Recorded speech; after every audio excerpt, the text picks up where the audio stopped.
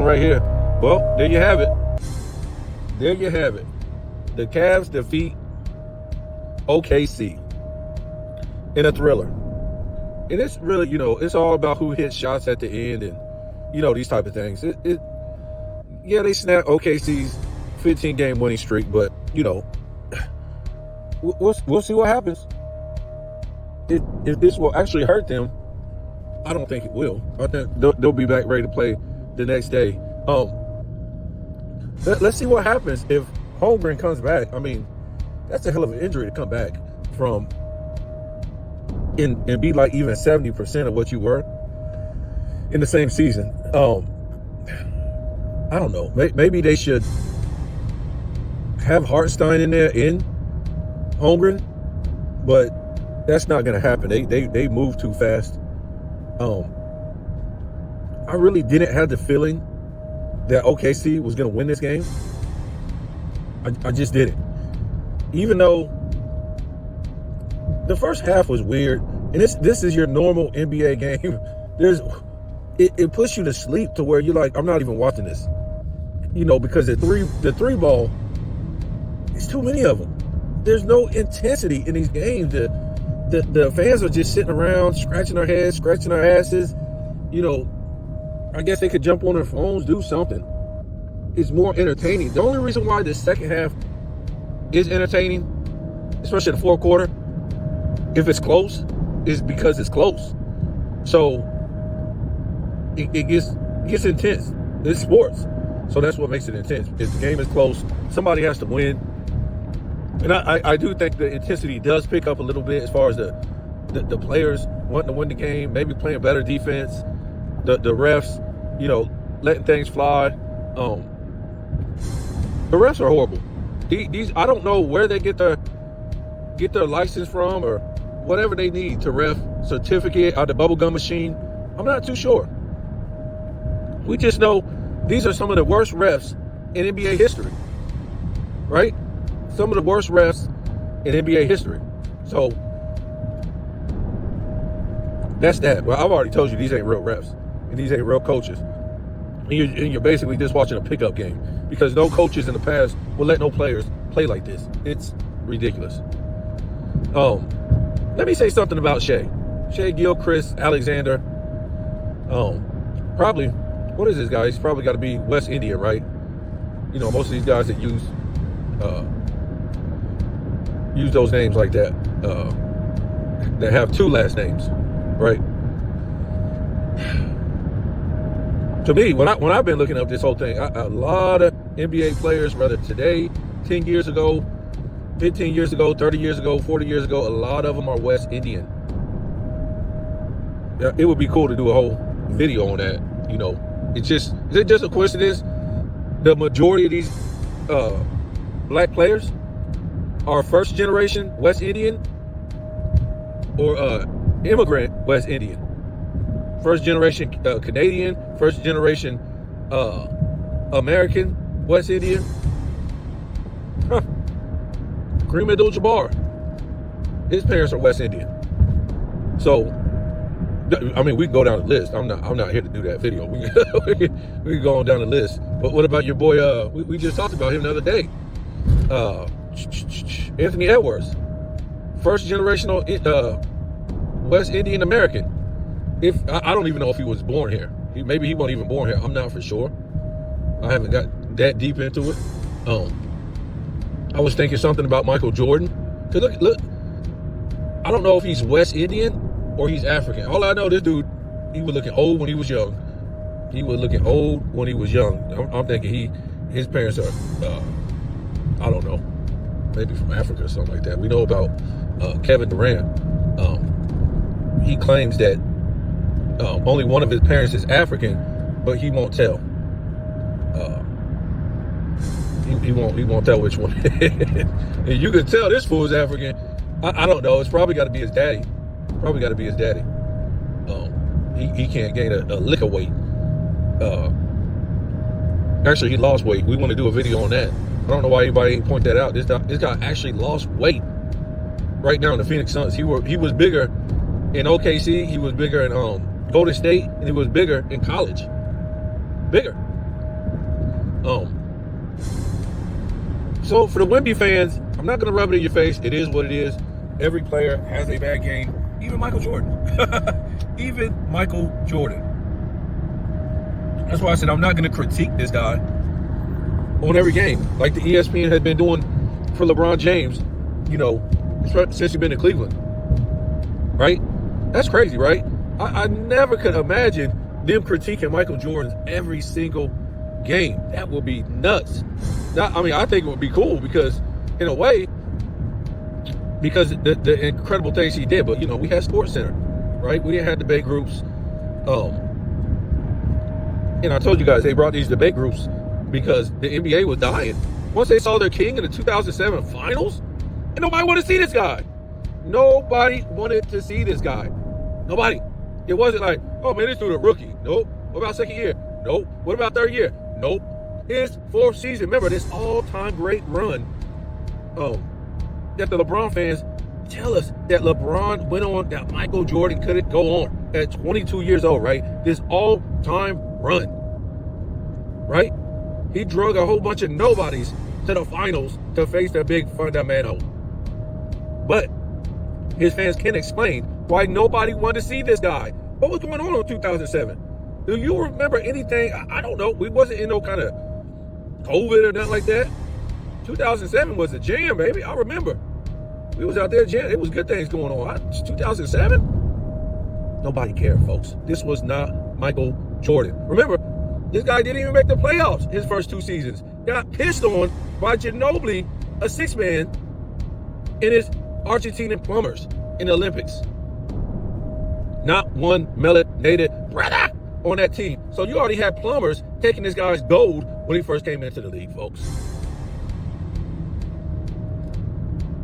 Right? Finally makes the playoffs, blows a 3-2 lead going back home in meltdown fashion.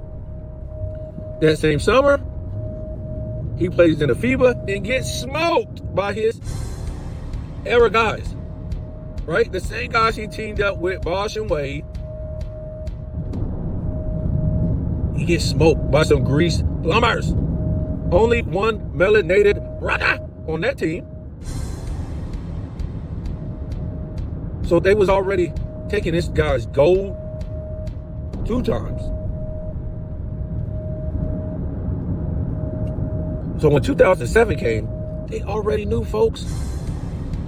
They already knew this guy was not the guy. He was not the man. He was not that dude. I don't know what kind of world they're living in now. Yes, we like to change history. We didn't really change history when I was young to make things better. Everything was just better. It proved itself as amongst the best. Let's just say that. Because I told you guys before, when we got to about the 2010s, everything started going down in pop culture. Music, movies, sitcoms, fashion, sports, everything. So when I was coming up, in other generations or eras were doing their thing, whether it was the 50s, 40s, 50s, 60s, 70s, 80s, 90s, 2000s, we didn't try to change history. And we didn't try to piss on past eras. Oh, man, my era was better than yours, man. We didn't do that, folks. All we did was uphold the standard in our era because what was passed down from the other era, or the torch that was passed to the next era, was upheld. The standard was upheld from the past era, folks. That's it.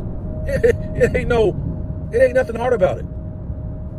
Now, did one era want to one-up another era? I'm sure they did. And you can say, oh, this era, you really can't though. Because every era had a, maybe had more technology or had something else better to work with, or something better or more to work with than the past era, right? It's called evolving. But if it wasn't for that past era that evolved from the era before that, there won't be no evolving to uphold a standard. And we talked about this before. The 2020s is the worst era in history as far as pop culture, everything. It just is. Now, I can tell you, what I can tell you is from, when we're looking at the 80s, not all the 80s, but some of the 80s, 90s, and 2000s, crime is better, right? Crime is better. You don't have to worry about, you don't have to, I'm not gonna say it, but you don't have to worry about crime as much. You know what I'm saying? Nobody's scared of these little Ja Morants running around from the suburbs. That's what you got now, mostly. Most of your gangsters are from the suburbs, right? That grow up without no problems. Don't have to worry about food, clothes, having your lights turned off. Don't have to worry about hot water. They literally live in the suburbs, folks. And they feel like they missed out on something, right? Because you got these fake rappers out here who are Ja Morants too, that I don't even know why they got this music around anymore. This so-called rap music is trash anyways. People singing and mumbling and all this stuff over, I don't know what kind of beat it is. A tick, tick, tick, tick. That ain't hip-hop music. Go listen to hip-hop music in the past. It had soul, the melody was great, and it had harmony. This ish today is trash. But they just keep it around to keep the young people crazy, right? Because the whole thing behind rap music, the thing about it was to give the young people something to do while they bring in other people to do these jobs, right? So if they got you dysfunctional in the head growing up, thinking you're supposed to be a rapper or a person who's supposed to put on an image, that's what you think I'm lying? I grew up in this. My era, my generation, they put on an image. Their fathers weren't rappers. For the generation I grew up in, our parents didn't know nothing about no rap. I could play rap music, and it wasn't even like, well, I ain't gonna say that, but I could play rap music. My parents didn't like that. They didn't really say nothing bad about it, but even though the rap music back then had harmony in it, and it had good beats, they still didn't like it. They didn't really like it like that. If you're used to growing up on soul music, blues music, R&B music, soft rock, jazz, stuff like that, you ain't gonna like that. They just feel like it's people talking. That's it. They didn't grow up on that. And now when I was able to go back and listen to their music that they grew up on, I'm like, wow. My parents' music was deep in harmony. Deep in harmony with the instruments. So, sometimes I just get off the basketball tip. Let's talk about basketball again. Joker didn't play last night. I didn't see him on the box score. Let me say something about. I was about to. I went off the deep end. Let me say something about SGA. I really haven't seen this guy in big games like this. He's got to be able to put up 45, 50 points. I just don't know, man. You just can't keep putting up these regular numbers like your regular games. I don't know how long this guy's been playing. He's been playing for probably about 7 years.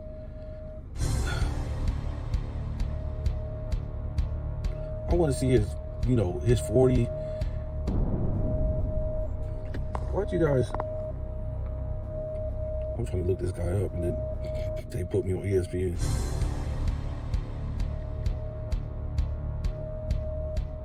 Of course.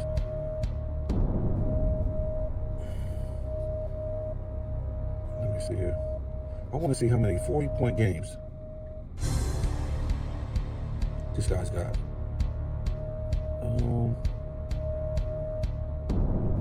17.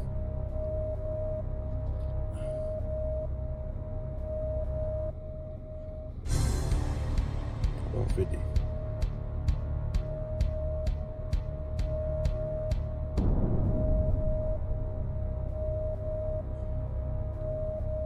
I don't even see any. His highest is 45 points.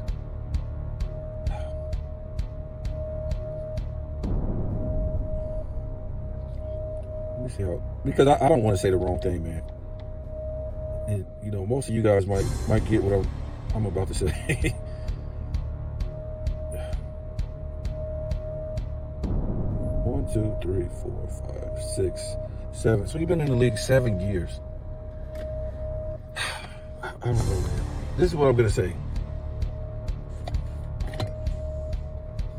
He needs in these games, man. I just said it too. He needs to raise his level of play in these big games to where he can score 50 points and stuff like that, and pull these wins out in these close games. To me, I don't think he really had a good first half.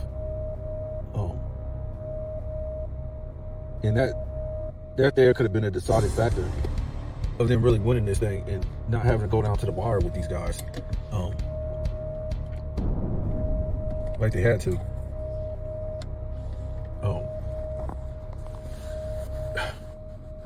They got two good big men for whatever they are. I don't.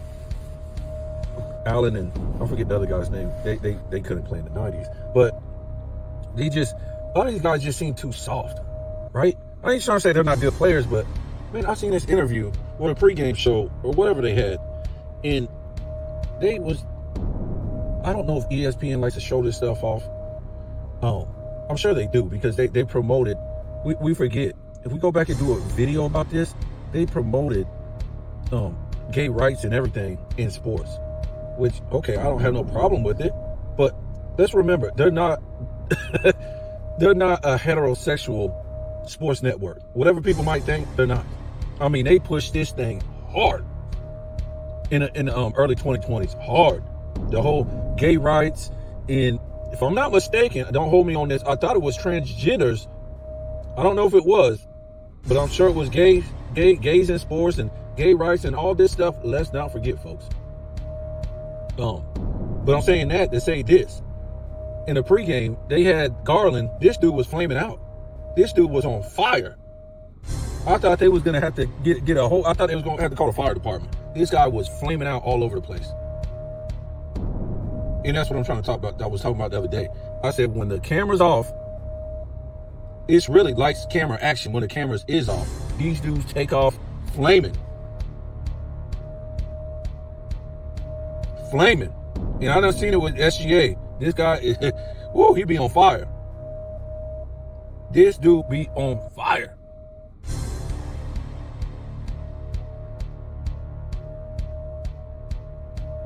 That's how it is, folks. That's how it is. And again, heterosexual people don't hang around gay people. Not on the regular like that. Heterosexual people don't, hey man, what you doing for lunch today? Hey, you want to go to the club? We don't call up no gay people and be like that, folks. So if you think that heterosexual people is okay with this stuff in the locker room, this stuff in the workplace and sports, no, folks. This is a theme with these guys, period. This is what I'm trying to tell you. Well, let's just say this. If you're heterosexual in that group, you're the minority on that team.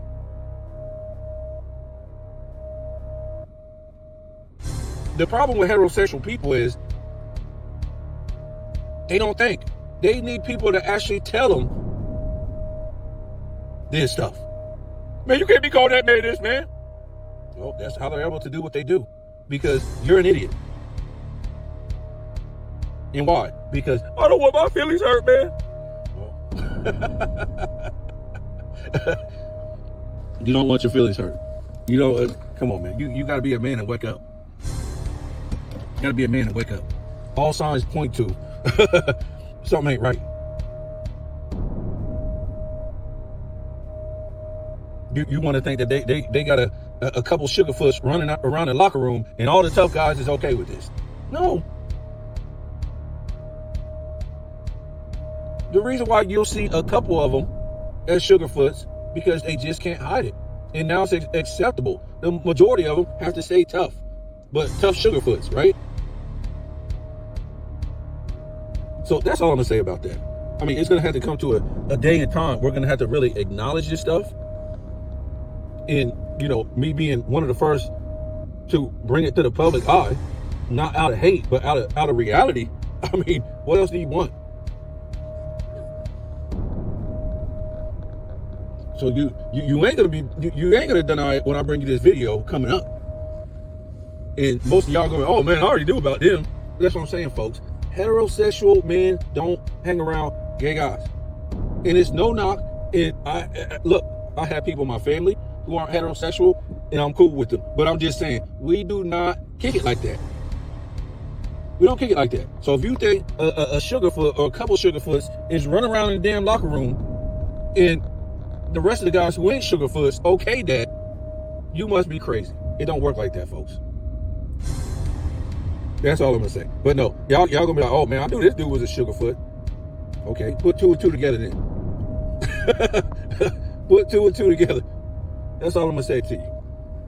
You know, I know your normal YouTuber won't bring you nothing like that, because they don't want YouTube coming down on their money or whatever like that. And I don't blame them. If this is what they do for a living, I ain't gonna hate. That's their money. But I don't do this for money. I do this for reality. You know what I'm saying? I do this for reality. They do it for money. So anybody say they don't do it for money, come on, stop.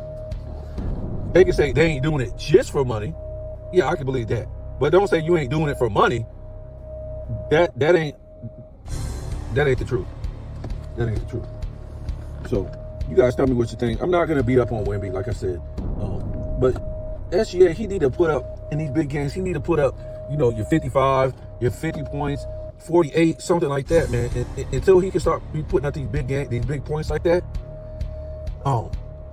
it's not enough. He won't be considered as an all-time great if he can't put up all-time great points in big games, like a Kobe Bryant, Michael Jordan, even bum-ass LeBron James. These type of guys, he's got to put up, 45, 50, something like this in these big games to get his team over the hump to win these games. So I thought in the first half, it was times, especially in the first quarter, OKC really could have spread this lead out and put these guys away. Now, you're saying the first quarter. No, they're not going to put them away, per se, in the first quarter. But when you got that lead stretched out like that, it puts a lot of stress on the other team to close that gap back up. So they're going to use a lot of energy. And maybe later on in the third, fourth quarter, they don't have that energy again. Is what I'm trying to say. These teams are real similar, right? They like to play fast. They like to shoot a lot of threes, a lot of mid-range. They like to move the ball around. For the most part, they're pretty accurate in shooting. We'll see what happens. For some reason, they kind of poop a dud when it came to the playoffs. Well, we saw what happened in the playoffs yesterday. Last year. They got hurt and they sat out. It was like, what? Y'all did all this last year and literally set the hell out. And we saw what happened at OKC in the in-season tournament this year. They got manhandled by what looked like grown men. Right? They looked like they got manhandled. Now, they didn't have Holmgren, so I don't know. We'll see, man. The NBA is weird. Tell me what you think.